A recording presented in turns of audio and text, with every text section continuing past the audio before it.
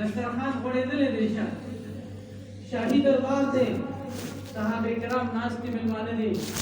او د بادشاه په دربار کې دسترخوان لګېدلی دی یو صحابي له نوړۍ غورځېږي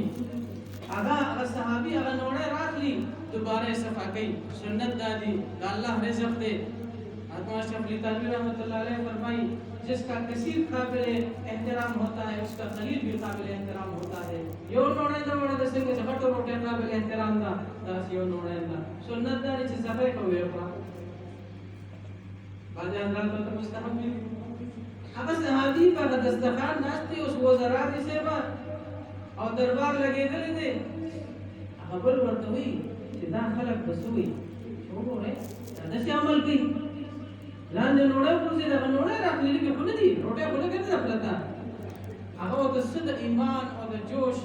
او د جذبې نه ډک جواب ورکړي او د رسول الله صلی الله علیه وسلم د عشق او محبت نه ډک هغه ورته اترک سنت نبینا لهؤلاء الحمقى د دې په وقوف د لاسه د خپل پیغمبر سنت زبرې کړم سبحان الله دا صحابه کرام چې عمل به په دې بنیاد باندې کو دا زموږ د پیغمبر عمل دی ونن موږ څه میرا خو سنت کې فرض واجب نه دی نه ځکه آسماني مدد او نصرت محروم یو د برکت نه محروم یو ډېر رحمتونه نه محروم یو دیو چې رسول الله صلی الله علیه وسلم یو سنت مبارکه خپل سینې سره وړل ٹھیک شو کنه او دا نعود نصرا په وځه لباس په دې باندې لعنت وایو او دا غیر نفرت اظهار کوي ان شاء الله قاری اسد الله تعالی